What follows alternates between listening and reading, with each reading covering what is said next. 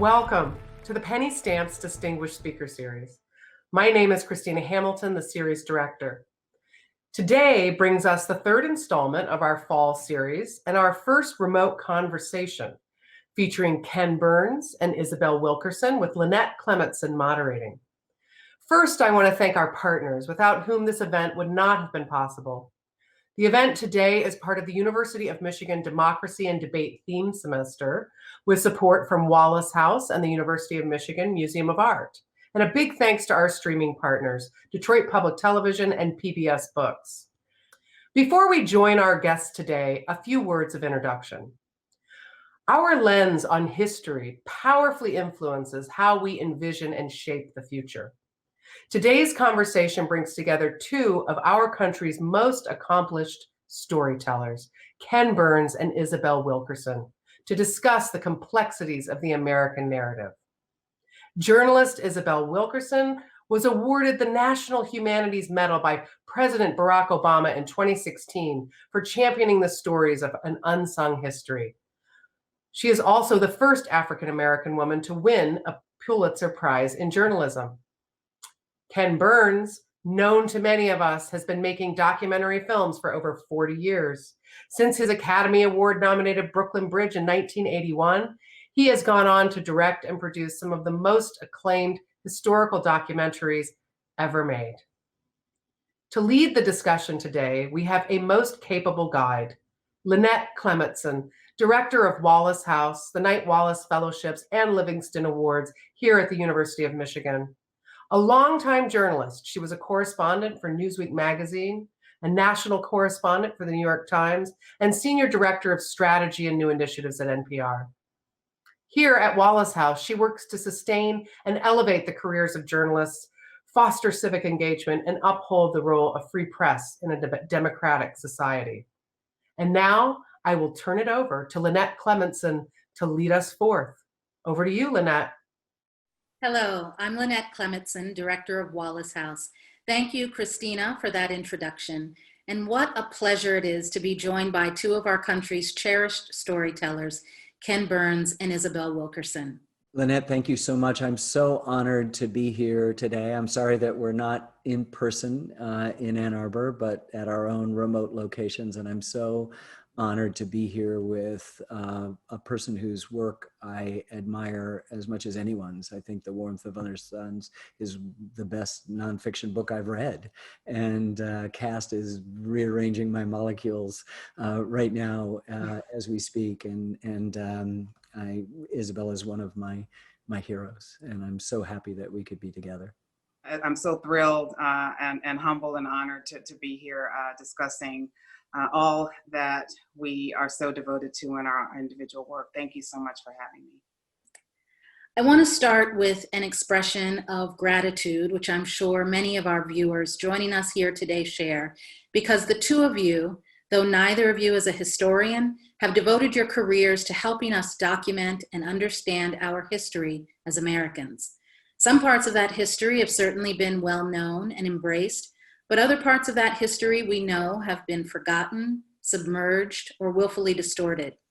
And in a year like this one, a year in which we're facing challenges on so many fronts, having an honest conversation about our history, hopefully, can help guide us forward toward our shared goals and realities and solutions.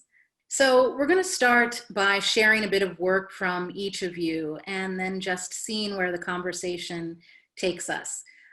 Ken, I would like to start with you. I have to say that trying to prepare for a conversation with you is overwhelming. And overwhelming, I think, is an understatement. You've been making films for 40 years, which amounts to hours upon hours upon hours of potential research.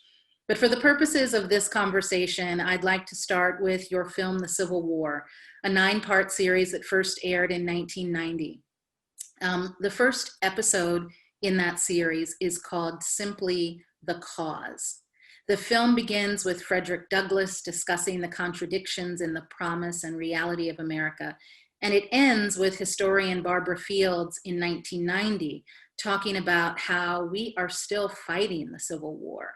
And those comments were in 1990, but I think if we were to ask her today, it would be the same in 2020. Let's just watch a clip of those two moments to get us started in the conversation. In thinking of America, I sometimes find myself admiring her bright blue sky, her grand old woods, her fertile fields, her beautiful rivers, her mighty lakes and star-crowned mountains. But my rapture is soon checked when I remember that all is cursed with the infernal spirit of slaveholding and wrong, when I remember that with the waters of her noblest rivers, the tears of my brethren are borne to the ocean, disregarded and forgotten, that her most fertile fields drink daily of the warm blood of my outraged sisters, I am filled with unutterable loathing. Frederick Douglass. I think what we need to remember most of all is that the Civil War is not over until we today have done our part in fighting it, as well as understanding what happened when the Civil War generation fought it. William Faulkner said once that history is not was, it's is. And what we need to remember about the Civil War is that the Civil War is, in the present as well as in the past. The generation that fought the war, the generation that argued over the definition of the war, the generation that had to pay the price in blood, that had to pay the price in blasted hopes and a lost future, also established a standard that will not mean anything until we have finished the work. You can say there's no such thing as slavery anymore, we're all citizens. But if we're all citizens, then we have a task to do to make sure that that too is not a joke. If some citizens live in houses and others live on the street, the Civil War is still going on. It's still to be fought, and regrettably, it can still be lost. Regrettably, it can still be lost. That's as sobering an idea as any to end that reflection on. What do you think of when you see that clip, those clips, in the context of today, Ken? Well, first of all, I'm tremendously honored to be, joining Penny Stamps again, and to be with you, Lynette, and particularly with Isabel, whose work, Warmth of Other Suns, is one of my favorite nonfictions, and whose astonishing Caste is just rocking my world. There's a separation between that Frederick Douglass quote and Barbara Field's of about 11 and a half hours. Which is the story of the Civil War. There was about 7 or 8 minutes that preceded Frederick Douglass's quote, the kind of introduction, the setting of the stage. And then there's a couple of minutes after Barbara. But I think in some ways, it's most chilling at the end because obviously, particularly this year, the stakes have never been higher with regard to her warning, which is absolutely right. I think when we made the film, we felt the burden and the long shadow of a kind of popular conception of who we are. That was, at least in film, the two big mammoth towers that blocked out any sunlight was Birth of a Nation and Gone with the Wind, both of which suggest that a homegrown terrorist organization, our Al-Qaeda, the Ku Klux Klan, were somehow the heroes of this drama and the rescuers of it. And that slavery really had nothing to do with it, that African Americans preferred to be in slavery. And so for us to set the stage of the reality of slavery, particularly the chapter that will follow Frederick Douglass's quote, and then go through the whole thing, soup to nuts, and then come out at the end and remind people, I think, of the most important thing. Time is a human construct, and human nature remains the same.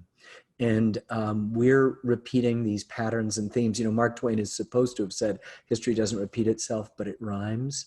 If he did say that, it's a perfect way of understanding these kind of enduring themes and motifs that crop up. And there's a sense that it repeats, it never has, or that we're condemned to repeat what we don't remember. Lovely, but not true.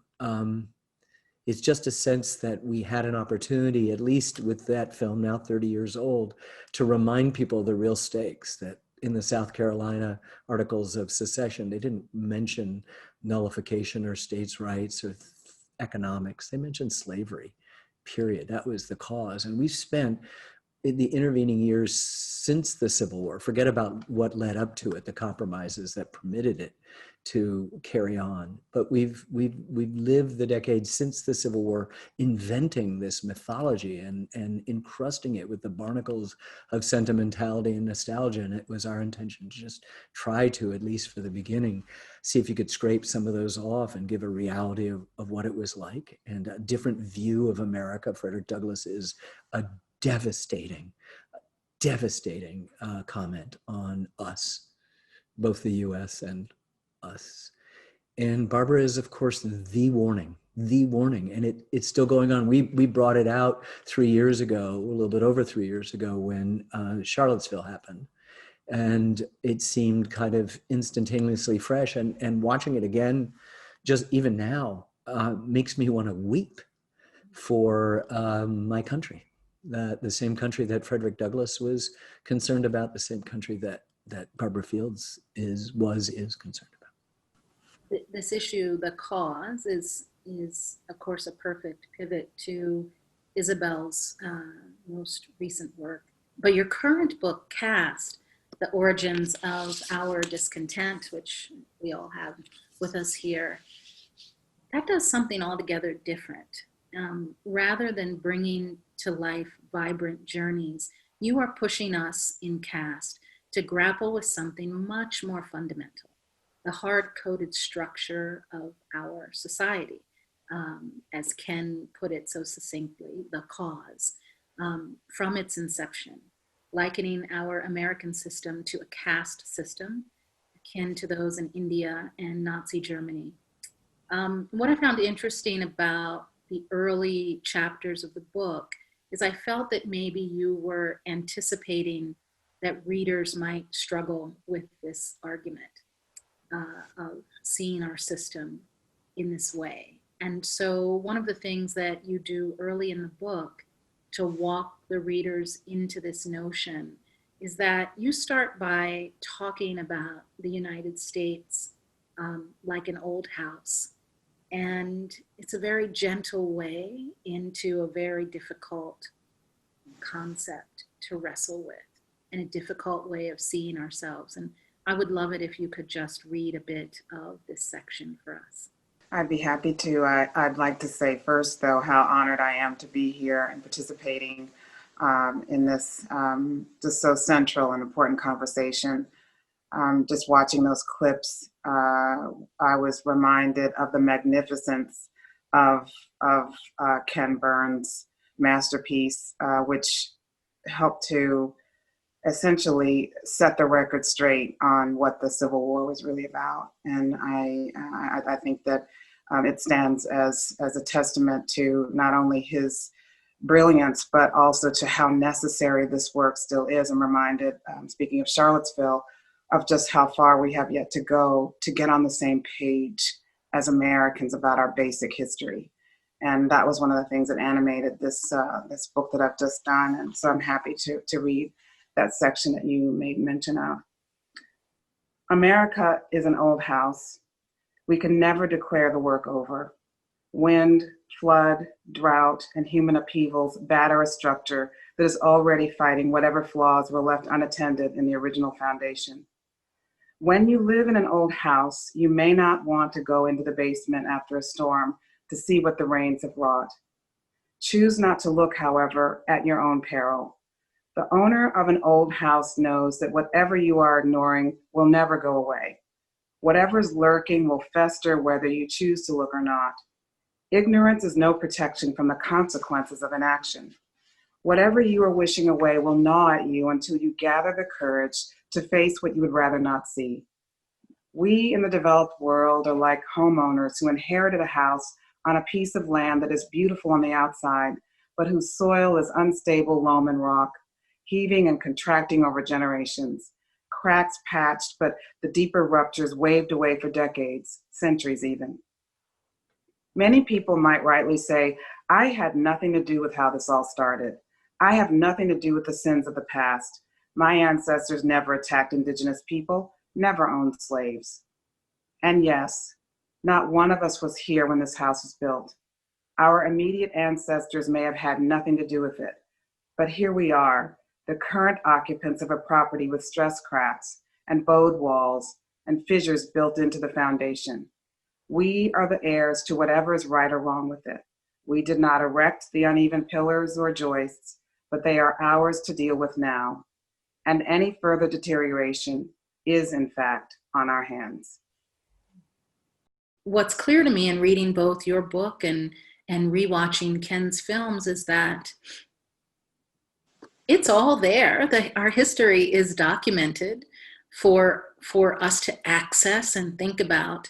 And it's an act of will that we ignore it. And so I would love to hear you talk about why you chose to walk the reader into this subject in this way, and maybe some of what you've encountered in trying to talk to people about this subject as you've been out discussing the book. Well, one of the goals of this is to in some ways hold our country up to the light, and to try to see things that we otherwise might not see. I view myself, this metaphor of the old house means that in my world here, my role is I'm the building inspector who is going and looking at the house very closely and delivering my report to the owners, which is all of us. And so when you think of it that way, it's a reminder of what has gone before and what we're dealing with now and what might be necessary, what is necessary to move forward. But you can't fix what you can't see. You cannot repair what you don't acknowledge. And so all of this is an effort to try to say that the history is what we have to grapple with if there is any hope of really working through these things. Another metaphor in the book is the idea of when we go to the doctor. You go to the doctor, and before the doctor will even see you, they hand you this clipboard with all these pages on it. And on those pages are questions about your medical history.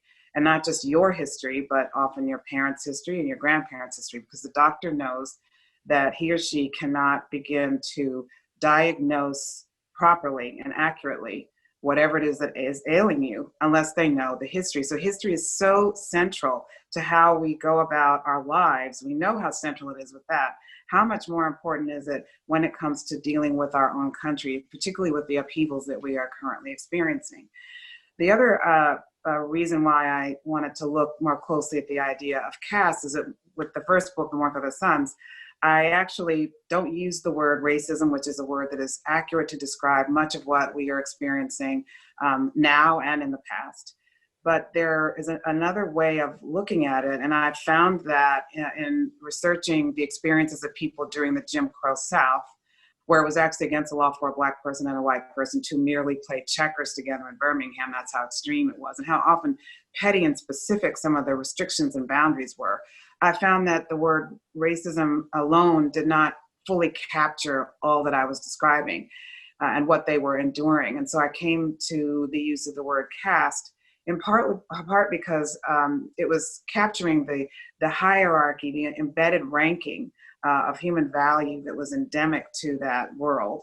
It was also capturing all of the restrictions and the boundaries that were created that went beyond just how you feel, was beyond hate or ill feeling. It was about a structure of control over an entire group of people that in fact affected everyone wherever they happened to be on the caste system. And so I ended up using a word that had been used by anthropologists who had gone into the Jim Crow South in the 1930s and 40s and had studied it in real time at the depth of that phenomenon. and which of course went on for nearly a century after Reconstruction. And so they emerged from their research using the word caste, which is a reminder of the infrastructure of the divisions that have been created. And so that's how I came to the use of the word caste. And I think that it's particularly useful for us today because we have to acknowledge that there has been progress from the time of the Jim Crow South. There has been legislation during the 1960s, but again, a reminder that there was legislation, there was civil rights legislation of the 1860s and 70s. And then the legislation of the 1960s. And so this is a reminder, however, that we are not living necessarily with the classical, formal, legal, racism of our forefathers' era.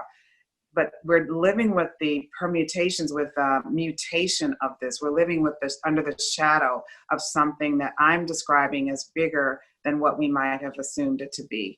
And that is the embedded infrastructure that dates back to the founding of the country, even before there was a United States, going back to the colonial Virginia, in which this bipolar hierarchy was created, and that we've been living under it ever since. And so this is an examination of what we've inherited from the time of the colonial era.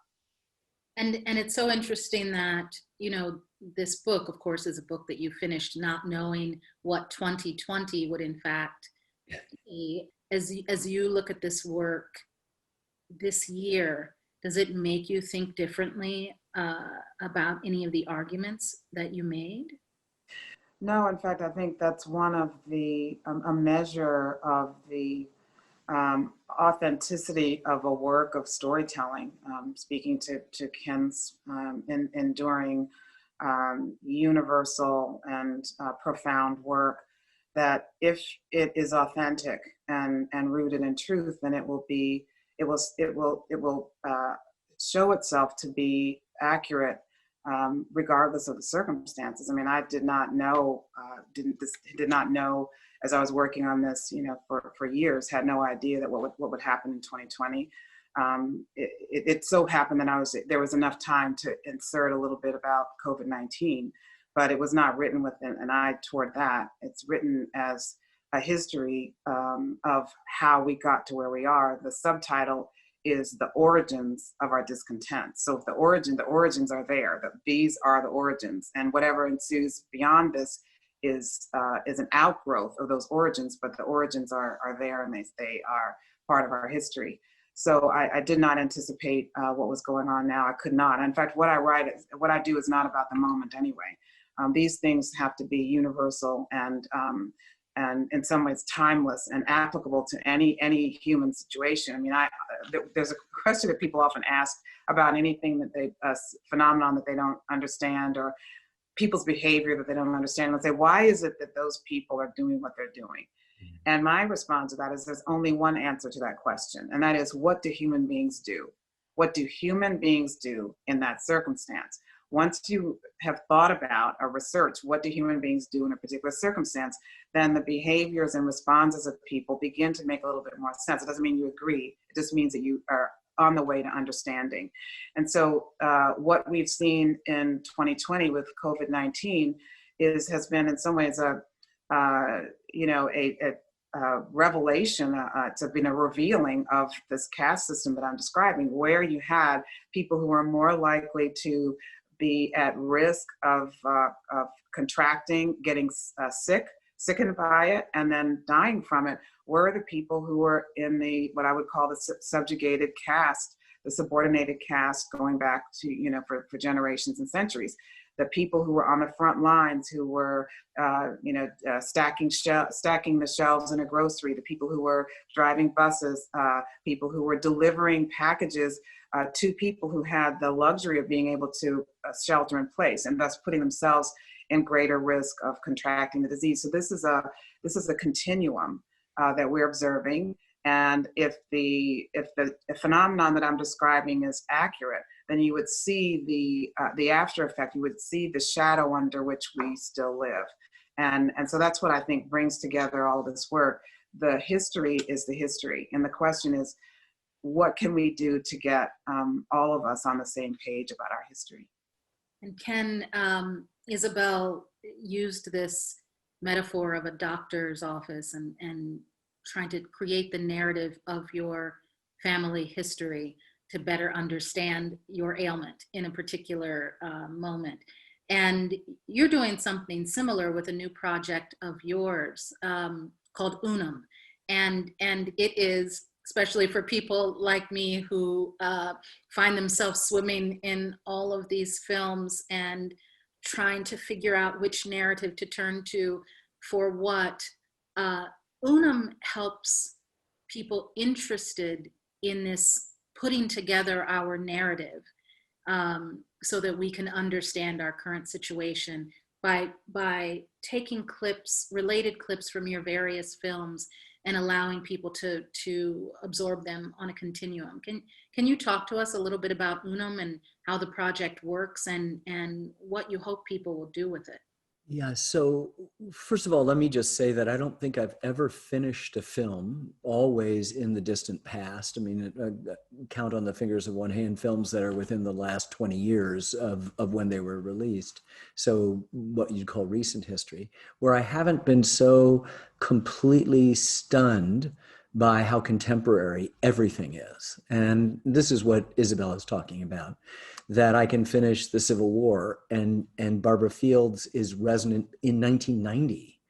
You know, she's bringing up homelessness in a particular way of expressing part of the decay of the house or part of the pathology in the doctor's office or whatever the moment was then, but it speaks and it clearly translates to the present. And so this happens every film. And I promise that, you know, every time we make a film, it may take 10 years to work on it. The Vietnam series, I used to go out on the stump and say, you know, what if I told you I'd been making a film about mass demonstrations taking place all across the country against the current administration?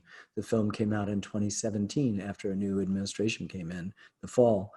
And it was about a White House in disarray, obsessed by leaks, about a president certain the press was making things up, about huge, big document drops of stolen classified material that destabilized the political situation, about asymmetrical warfare and accusations that a political party reached out to a foreign power at the time of a national election to affect that election. All of those things were true about the Vietnam War when I began work in 2006.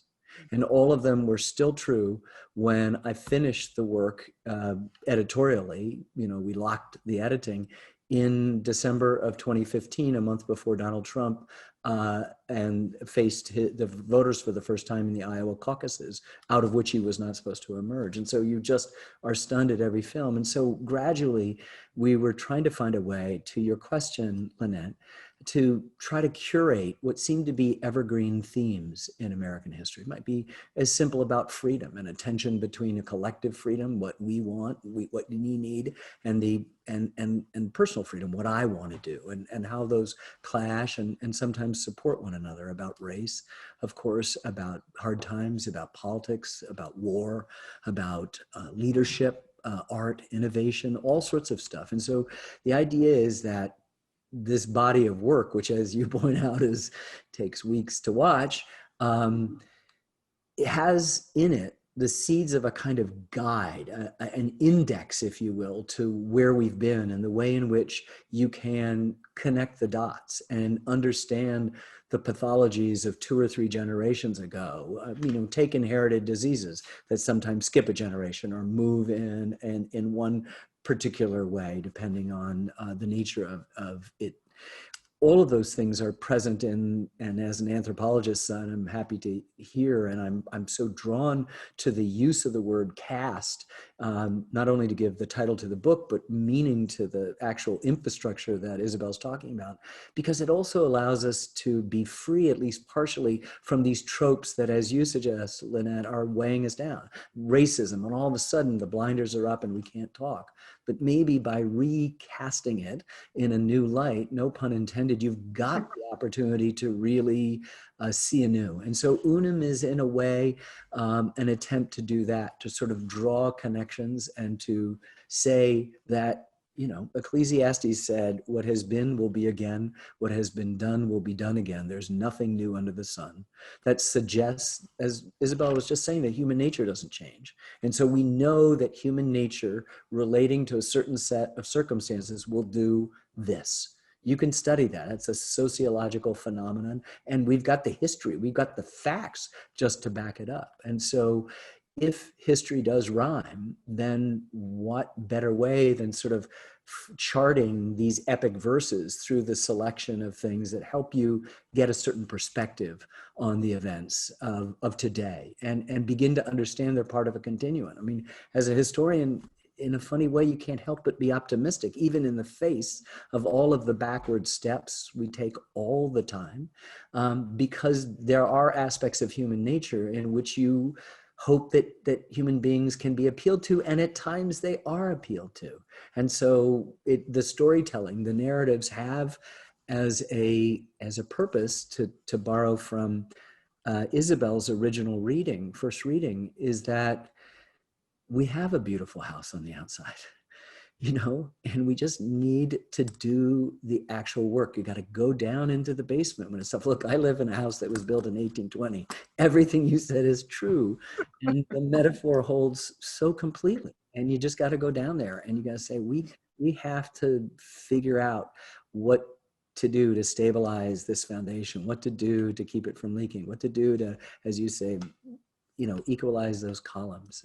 It's a tough task, but what I find so extraordinary in what I do, what gets me up every day, is a sense of, it's really bad right now. Right now, we are in the most desperate, I think, situation we've ever been in our country. It is hanging by the thread, and yet there's a sense we can get through this. We can get through this. And there is, I think, in Isabel's work, a fundamental sense in the first book of the hero's journey, the quest. How do you get out, escape the specific gravity of that caste, of those circumstances? Are you going to find yourself into that caste system in another place? Yes, but something's been moved. Molecules have been rearranged. And so too now we have the kind of blueprint of what the infrastructure is that permits us to do that. And Unum is one modest variation of, I think, the huge, enormous service that Isabel has done for us with this magnificent new book. And we'll help people at the end learn how to find Unum. And I would really recommend people spend some time clicking through it and trying to put together narratives that challenge your individual views on the points of our narrative and how we ended up where we are. But I would love to hear the two of you talk just a little bit more. Can you use this word optimism? A challenging concept for people right now, but I think that you don't mean optimism in a sort of Pollyanna-ish.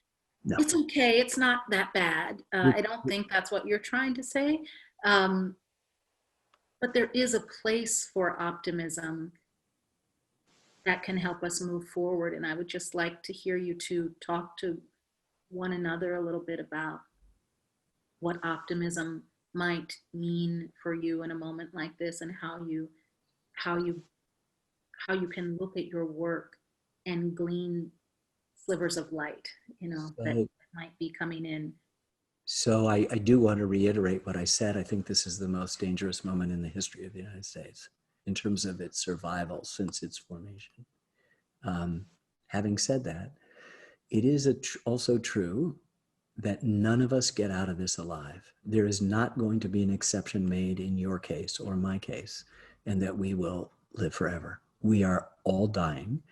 And therefore, the human experiment ends in failure for each of us. And you could conceivably just be wrapped up in a fetal position, but we don't do that. We raise families and tend gardens and write books and do all sorts of things. And that is a kind of what my friend Wynton Marsalis calls keeping the wolf by the door. The blues is not a complaint. The blues is saying it is bad here in this caste system. But you know what? you don't get me, you don't own me in that way. And I think that the lessons of history throughout is, for me, at least in American history, that's my bailiwick, have been to provide my storytelling, because that's in fact what I am. And you pointed it out. Neither of us are licensed academic historians. We've just chosen that to practice our interests. Leads you to believe that there is forward progress, that history is a rising road, that it has the possibility of being better. And that's why we all keep going each day in the face of these things. And I do feel optimistic in the long run. In the short run, I'm scared out of my wits, you know? Yeah, I would say that I wouldn't put as much time into the work that I do if I didn't have some level of, I would say, hopefulness as opposed to maybe optimism. The difference between those two words. One of the Sons was 15 years. So I often say if it were a human being, it'd be in high school and dating. That's how long I took on that book. And so you don't spend that much time on something if you don't think that there's something that can be gained from, something that people, that, our country, readers can gain from knowing something that they might not have otherwise have known. I gained some hopefulness from the response to the work, and I can only begin to imagine the response that Ken's had to the body of filmmaking that is a testimony, an archive in itself about our country's history, groundbreaking in so many ways. So that one of the things I discovered once Warmth of the Suns came out, I would hear time and time again from people, regardless of their background or where in the country they might be. They would say to me time and time again, I had no idea. I would just hear it so often I could just sort of wait for the moment when someone would say it, because they, fundamental facts about the experiences of millions and upon millions of people had just not been known by so many others. And, people said that to me time and time again. So it got to the point where I was viewing this book, I was viewing this as, in some ways, if you think about it, if you don't know your history, then history itself is news. So that, the Warmth of the Suns, you might say, in my case, and I can't speak for Ken, obviously, but I can imagine that you're hearing the same thing, is that, people think it's history until they turn on the news. And then they're able to see the connections themselves. The goal of this is that until you know, then you in some ways, it's an unfair expectation that people act upon something that they don't know. The question is, what do you do when you do know? So the goal of this is an invitation, as Ken so beautifully said. It's an invitation to get to know more about one's country than we might have thought had known. And without knowing, you can't act with conviction or even with wisdom. I mean, this is a call for wisdom as we go forward. So I'm hopeful that the knowledge that people gain from knowing their history can begin to affect how they see our fellow citizens, and how they see the country, and how they see us as a species, in fact, and see that we all have so much more in common than we've been led to believe. Harry Truman said, the only thing that's really new is the history you don't know.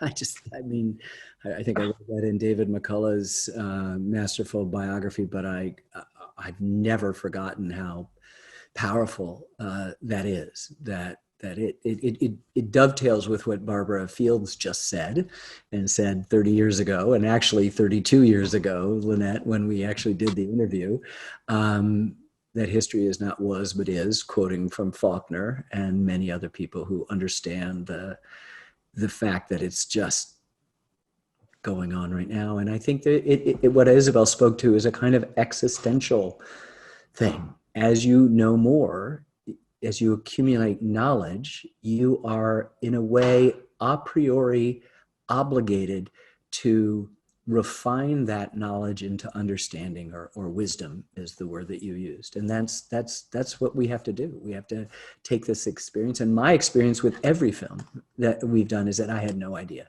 People say that all the time. I had no idea. I had no idea. I had no idea about this. And, we're working on a film now that it touches on a great deal of Isabel's work on the history of the Holocaust in relationship to the United States, the way our systems and our infrastructures, Isabel would say, influenced the Nazis. I'm doing a film on the history of from emancipation to the Exodus. That is about a period that people know nothing about. Reconstruction and the collapse of Reconstruction and the post-Reconstruction years and the first 2 decades of the 20th century, which were about as dangerous to African Americans as any other 2 decades in the history of the United States in terms of lynching and just out and out brutality. And they echo all of the headlines that we can read today. One of the things that also runs through your work, you both use this term wisdom and this obligation, once you know, an obligation to really think about the history and how it's applied and find some way to act. I mean, one of the reasons we're having this conversation today at the University of Michigan, students are engaged in what is being called the Democracy and Debate theme semester, and trying to give young people tools for thinking about history and thinking about their power and how you put that to good use for the betterment of our democracy. And it's complicated because I think there's also a counter narrative that somehow to be, a word often used is patriotic, that you don't think critically about our structures and our systems, and you don't that you don't question. And even in the weeks, Ken, in which I was going back to watch your films in preparation for this concept was introduced through the news cycle of a push to introduce what was being called patriotic education. Yeah.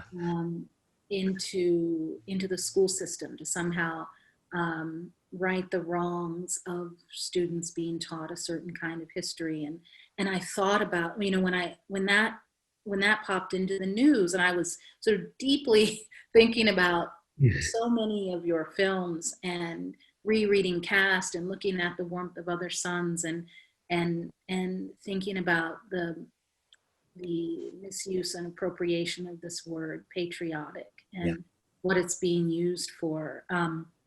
And you both take on this notion of questioning in your work. And Ken, I want to just spend a moment looking at a clip from your film on the Statue of Liberty. When we think of the center of our democracy, and again, of how we want to see ourselves as Americans, people often, the Statue of Liberty is a symbol of who we want to be as Americans. And in your film, the writer James Baldwin talks eloquently about the Statue of Liberty, but about the myths that it helps us to perpetuate. And I would just like to watch a clip from that film and then talk about it for a moment.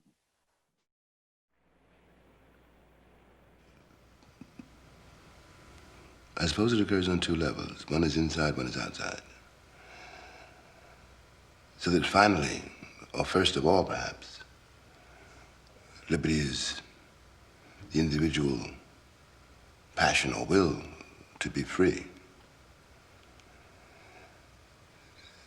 But this passion, this will, is always contradicted by the necessities of the state. Everywhere. Well, as long as we've heard of mankind, as long as we've heard of states. I don't know if it'll be like that forever. For a black American, for a black inhabitant of this country, the Statue of Liberty is simply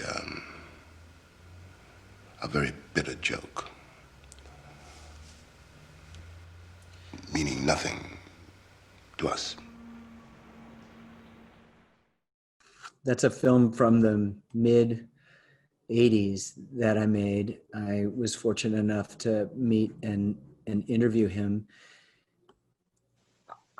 You know, that statue now has Emma Lazarus' poem at its base. It wasn't intended as a gift to immigrants or to celebrate the immigrant experience. It was a gift from France to, originally it was going to be to Mrs. Lincoln, to celebrate the survival of the Union despite her husband's ultimate cost. No one said a word about welcoming immigrants at its inauguration in 1886.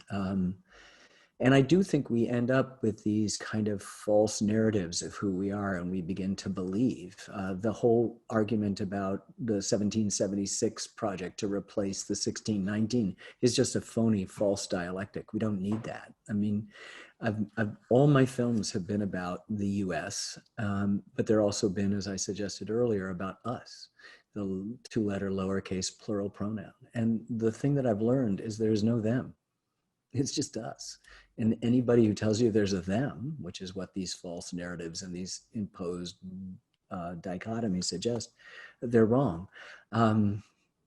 This new film on the Holocaust and the US will begin, at least right now, with, we're just in the early stages in the editing room with Emma Lazarus' poem, but by the end of the prologue, you'll hear the opposite, a poem by some people who believe that the doors should have been shut a long time before and to keep everybody out. And both of those are national poems. You know what I mean? We just know the Emma Lazarus one because we'd like to believe that.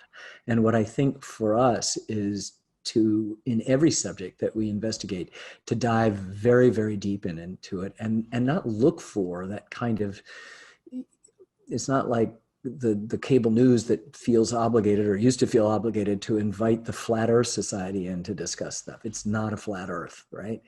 But we do want people who will take us on a different and more complicated journey. And James Baldwin, in the case of the Statue of Liberty film, does that. It's not apostasy for the sake of it. It's actually just trying to realize that we have so many competing and contradictory and overlapping and shared narratives that you can't contain it. And to suggest there could be a 1776 project that will go back to, you know, morning again in America with white picket fence is to forget that, you know, going back to that political military narrative that American history is only the succession of presidential administrations punctuated by these very heroic wars, belies the fact that more than a quarter, still to this day, more than a quarter of our presidents owned other human beings.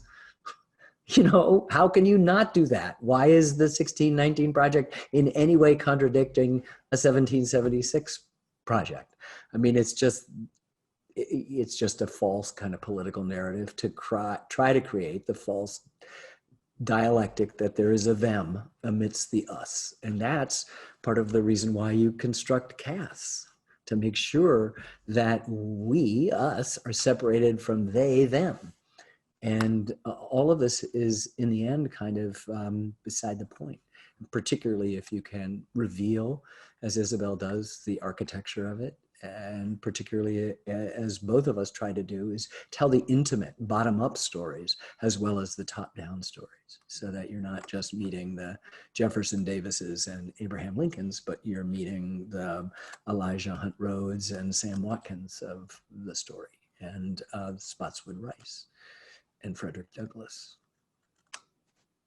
Isabel, in your work, in Caste, you follow this journey, and it is not just a backward-looking look at the inception and how our society was structured, but at the tension that moves throughout our history as we wrestle with this kaleidoscope, right? And how we are looking through it, and how we want that view to be oriented. And there's a passage in the book where you talk about one of the points that would be a more current manifestation of this tension that is in the James Baldwin clip, about how people view Confederate monuments and what they represent to people. And this actual attempt to physically, you know, turn over the kaleidoscope. It's it's actually a great metaphor for this section of the book, and it would be great to have you just read a bit of that. Yes, I'd be honored to. So at 2:00 in the morning on April 24th, 2017, a SWAT team positioned its sharpshooters at strategic locations at a dangerous intersection in downtown New Orleans. Canine units patrolled the grounds and perimeter. At the center of the targeted area, men in face masks and bulletproof vests went about their perilous duty in the darkness. Others had refused to risk their lives for this, declined even to attempt the operation after the death threats and firebombing that preceded this moment. These men in face masks were the only ones willing to take up the mission. They were removing the first of 4 Confederate monuments in the city of New Orleans. Tensions had been building since 2015 when Mayor Mitch Landrieu, a 5th-generation Louisianan whose ancestors had been in the state since before the Civil War, decided it was time for the Confederate statues to go. That June, a gunman inspired by the lost cause of the Confederacy massacred 9 Black parishioners as they prayed at the end of Bible study at Emmanuel African Methodist Episcopal Church in Charleston, South Carolina. The city tested the idea with the public in New Orleans. At one hearing, a Confederate sympathizer had to be escorted out by police after he cursed and gave the middle finger to the audience. A retired lieutenant colonel in the Marine Corps, Richard Westmoreland, came at it from another side. He stood up and said that Erwin Rommel was a great general, but there are no statues of Rommel in Germany. Quote, "They are ashamed," unquote, he said. Quote, "The question is, why aren't we?" The city finally found a construction company willing to take on what had become hazard duty in a virtual war zone. It could be seen as karma that the only construction crew willing to risk their lives to remove the Confederate statues was African American. Due to the dangers of the operation, the company charged 4 times what the city had anticipated to remove the 3 largest monuments, and said the company would only go in if there was police protection. By now, the city had few other options if it wanted the statues gone. Mayor Landrieu gave a speech that day to remind citizens of why this needed to happen. Quote, "These monuments celebrate a fictional, sanitized Confederacy," unquote, he said. Quote, "ignoring the death, ignoring the enslavement, ignoring the terror that it actually stood for," unquote. They were more than mere statuary. Quote, "They were created as political weapons," unquote, he would later write. Quote, "part of an effort to hide the truth, which is that the Confederacy was on the wrong side, not just of history, but of humanity." How do people react when you read that? Because this is very current. It's one thing to grapple with something that feels generations back, that you can have some separation from. This is something that is happening right now, and that people feel deeply emotionally charged about, regardless of which side you are on. And so how do you discuss this sort of thing, and again this idea of myth and the kaleidoscope, and how we can be patriotic and be optimistic and hopeful and want to be moving toward the best version of us, and still want to change things? That is such a great question, and so beautifully put. I mean, the question is, who do we want to be? But part of that, the answer to that is, who do we think that we have been in the past? I mean, I realized that even as I was reading this just now, and as I think about the work that went into this book and also Warmth, is that so much of this in some ways is not only about history and not knowing the history, but it's about memory of what people think they know. You think about Charlottesville, and that was not just about the history, it was about the memory of what has happened and how we remember things differently based upon what we've been exposed to and what we believe to have happened. And so it's not just, getting people to know the history, but also how are we remembering the history.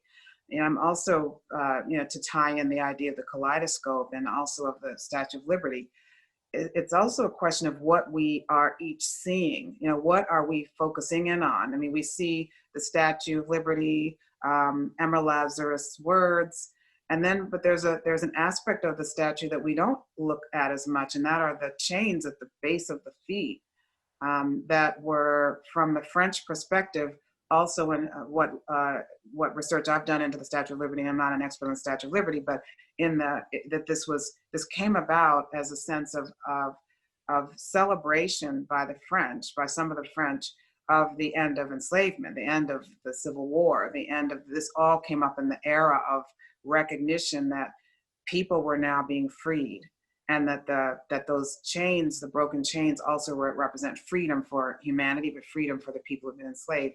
And so that is a question of like the kaleidoscope. The kaleidoscope, what is it that you see as the kaleidoscope turns? What are the colors and the fragments that attract one's eye as they look, as we're all looking at the same thing, and certain people, we're seeing different things based upon our perspective.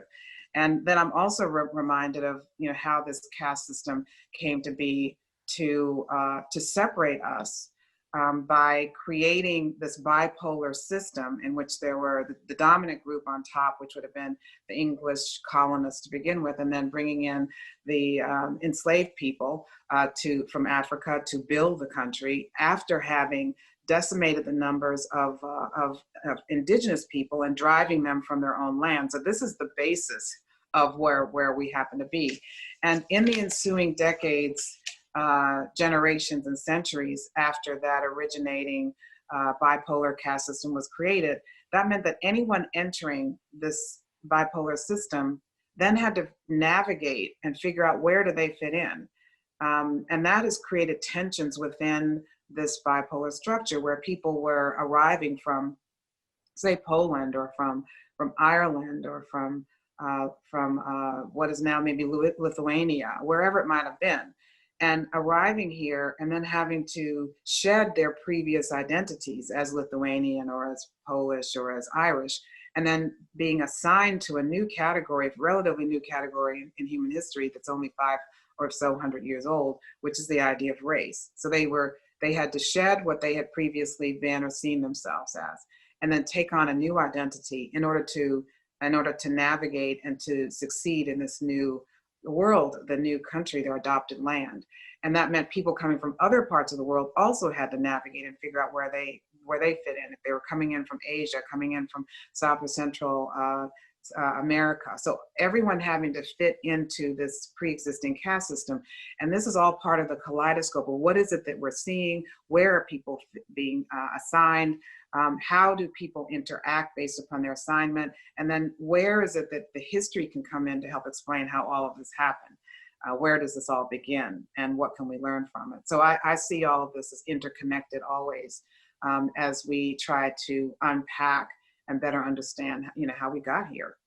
Yeah, Ken said in the beginning of the conversation, he made a comment that, you know, time is a social construct, and you point out in the book, race is very much social construct, and one that, you know, we put the architecture around in the framing of America. And it's one of the things I worry about, even in a conversation like this, is that this notion, especially when you start at slavery, that you are entering into a bipolar conversation that is about this American struggle of Black and white, that people can today say, that is not about me. I don't fit into this struggle. How do you pull all Americans into this concept of us, and how this system and the way people are pushed to identify with one end of the other of the spectrum. One of the pushbacks from the monuments discussion of the last several years has been people, a kind of regressive idea that people complain that you're taking away my history, when in fact it's actually enlarging the history. It's saying, look, we've got a much bigger and wider and really more interesting history. And so I've been spending a lot of time, and particularly redoubled since Mother Emanuel myself, trying to address and trying to speak directly to people who see this in the purely black and white notions.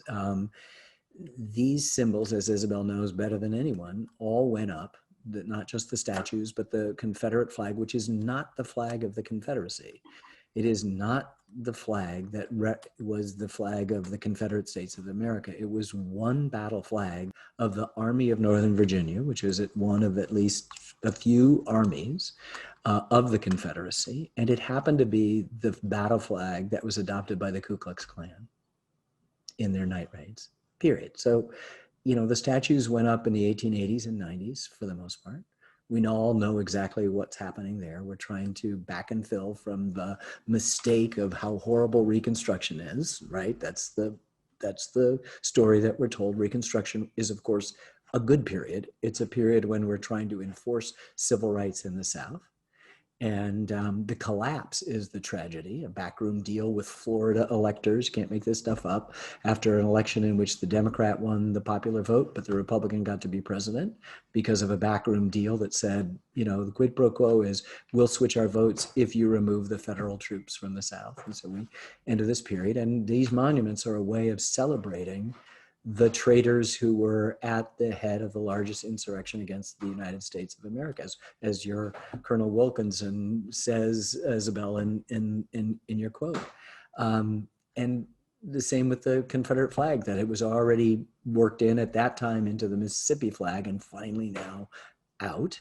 But it went into all the other flags of the Confederacy after 1954. And you go, well, why 1954? And you just look at people and say, well, what do you think happened in 1954? Brown versus Board of Education happened. And so you have, let's put in the Ku Klux Klan flag to say where we really stand. So none of this stuff is a really big argument. If that statue was up in 1865 or 1860, leave it.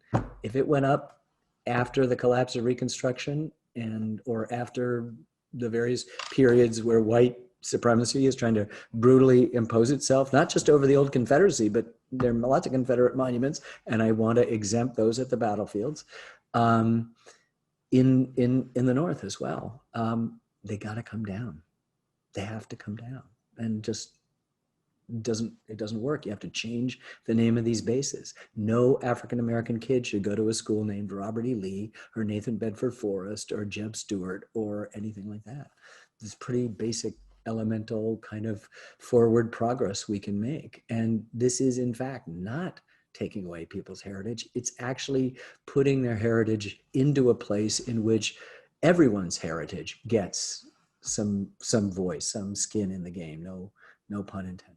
I'm struck by what that the man at that public hearing in New Orleans said. He himself, as a Southerner, as a white Southerner, recognized that in Germany there are no statues to the people who were part of the Third Reich. There are many, many differences, of course, between the Third Reich and anything that happened in the United States, although it's been, one of the things that I discovered in the course of working on this book was that there are connections, very, very disturbing connections having to do with the interaction between the American eugenicists and German eugenicists. German eugenicists actually consulted with and were in dialogue with American eugenicists in the years and decades leading up to the Third Reich. That American eugenicists were writing books that were huge sellers in Germany and very, very much beloved by the Nazis, and that's chilling to know. Of course, the Nazis needed no one to teach them how to hate, absolutely did not need to be taught that in any way.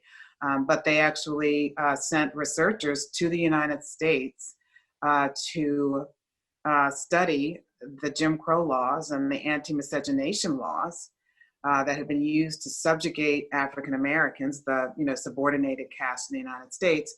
They sent researchers, the Nazis sent researchers to our country here to study what America had done to subjugate African Americans, and studied those laws and debated those laws as they were forming what would ultimately become the Nuremberg laws. This is just chilling and shocking to know that this is what the connection, one of the connections that exists. That they were turning to the United States in the early years of the Reich as they were building it. And it's just shocking to realize that. Now you scroll many decades later, and Germany has been wrestling with this. Germany has been trying to make sure that all of its citizens and its students, young people, all know the history. And they know the history so well. They've been working to atone for that history. And they have been doing it to such a degree that now in the center of Berlin, one of the major cities of the world, in the center of it, there is a monument that takes up several football fields large, that is a monument to those who perished in the Holocaust, as it should be. What's so interesting about it is that there's no marking, there's no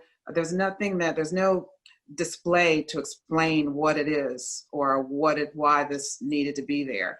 There's no explanation as to what happened and what this is referring to. You just go and you see these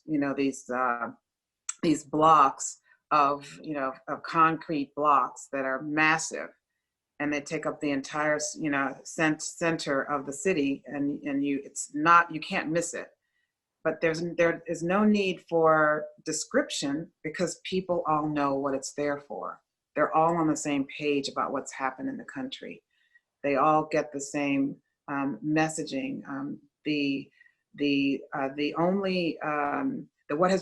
What's been done with those, anything related to that era, the places of the Third Reich, the headquarters and various buildings have been all turned into museums to educate and to enlighten and to record and to archive what had happened, so that people from all over the world can come and see for themselves what happened, so that this would never, ever, ever happen again, as it should be, as the work should be. That is how they have wrestled with their history. That is how they have diverted the memories of what happened into the use of education to make sure that it doesn't happen again. So you can see that there's a huge difference in how we have wrestled with our history and how well we actually know our history versus how they have wrestled with their own history. And I think that there are lessons for us in that.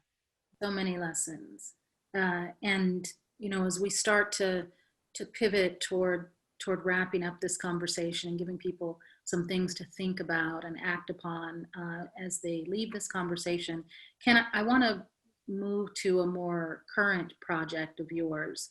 It is a film that you were executive producer of, called College Behind Bars, that you made with Lynn Novick and Sarah Botstein.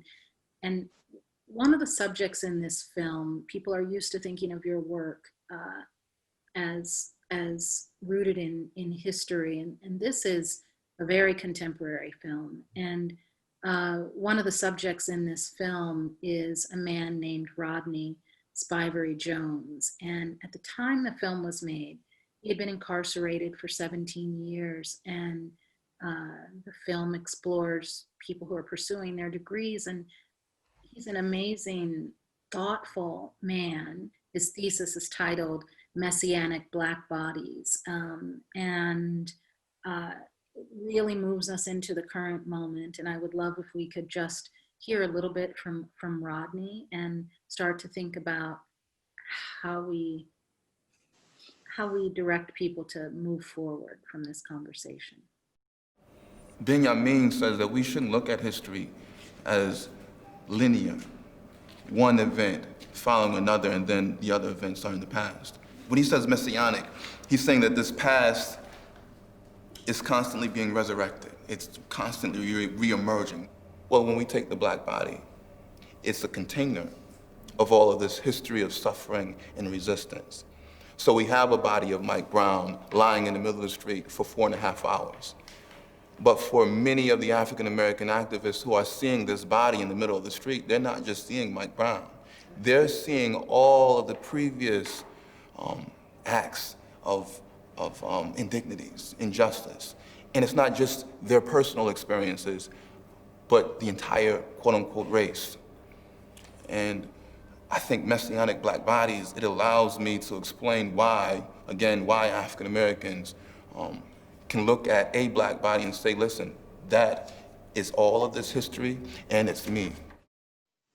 So that's somebody wrestling with this tension, the myth of America, the promise of America. You can look at that clip and maybe feel dispirited. It certainly is a clip that speaks to a system of mass incarceration and changes that need to be made.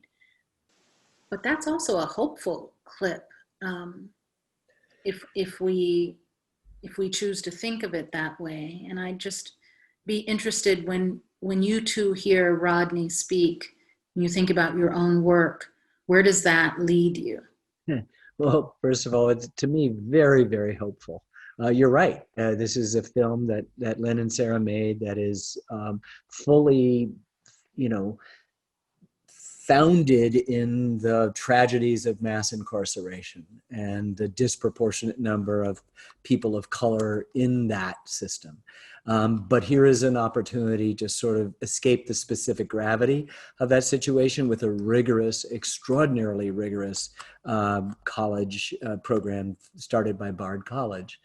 And Rodney is just spectacular. And again, he goes back to the theme of no time, that you can look at Michael Brown, but you're seeing, as he says in another section of this thing, all the names, Trayvon Martin, Emmett Till, fill in the blank here. And yet at the same time, you're looking at someone who has negotiated his way, if not physically out of that place. And Rodney is not yet out, but has liberated himself already.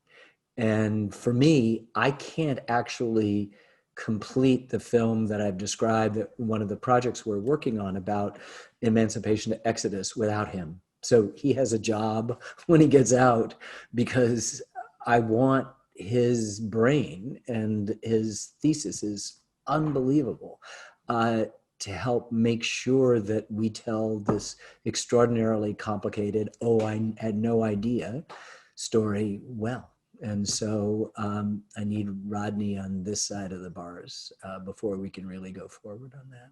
Isabel, I want to give you a chance to comment on Rodney, but I would love to just close with just a final bit from Caste as well. So if you could, if you have thoughts on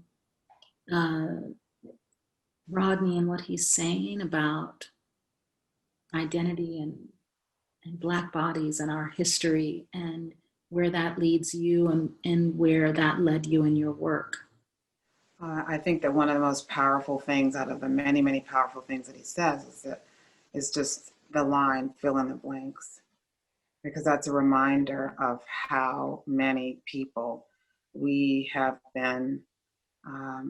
seen in just the last year, in fact, just within the last months, of people, mostly unarmed African Americans, dying before our very eyes. Just dying before our very eyes. And it's happening with such frequency that it is sadly, shockingly, a matter of how to keep up with the names. Fill in the blank is just a terrifying kind of fact of dehumanization in itself. The fact that there's so many that, and I also would like to say that this is something that really dehumanizes all of us, because we should not be, certainly these things should not be happening, but the idea that we have seen this play out, we've seen this so many times, that my fear is that we become inured to this dehumanization before our very eyes, because this is happening so frequently, that we can grow numb to seeing the loss, the bodies against whom this violence is inflicted, but has been inflicted for so many generations, for centuries, in fact. And so this seems to be sort of a modern day permutation, a modern day manifestation of what we have seen for so long in our country's history. And I will read from a passage that's connected to this, if you wouldn't mind. I would love it. The vast majority of African Americans who lived in this land in the first 246 years of what is now the United States lived under the terror of people who had absolute power over their bodies and their very breath, subject to people who faced no sanction, for any atrocity they could conjure. Quote, "This fact is of great significance for the understanding of racial conflict," wrote the sociologist Guy B. Johnson, "for it means that white people during the long period of slavery became accustomed to the idea of regulating Negro insolence and insubordination by force with the consent and approval of the law," unquote. Slavery so perverted the balance of power that it made the degradation of the subordinate caste seem normal and righteous. Quote, "In the gentlest houses drifted now and then the sound of dragging chains and shackles, the bay of the hounds, the report of pistols on the trail of a runaway," unquote, wrote the Southern writer Wilbur J. Cash. Quote, "And as the advertisements of the time incontestably prove, mutilation and the mark of the branding iron," unquote. The most respected and beneficent of society people oversaw forced labor camps that were politely called plantations, concentrated with hundreds of unprotected prisoners whose crime was that they were born with dark skin. Good and loving mothers and fathers, pillars of their communities, personally inflicted gruesome tortures upon their fellow human beings. Quote, "For the horrors of the American Negro's life," unquote, wrote James Baldwin, quote, "there has been almost no language," unquote. This was what the United States was for far longer than it was not. It is a measure of how long enslavement lasted in the United States that the year 2022 marks the first year that the United States will have been an independent nation for as long as slavery lasted on its soil. No current day adult will be alive in the year in which African Americans as a group have been free for as long as they have been enslaved. That will not come until the year 2111. That's incredible.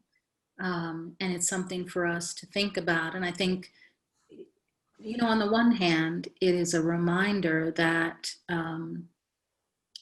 while certainly some of these things feel like a long time ago, we are very much in the midst of navigating our story and figuring out where we are in our history. And so maybe it is not surprising, Ken, that this year feels so difficult and we are at such a crossroads.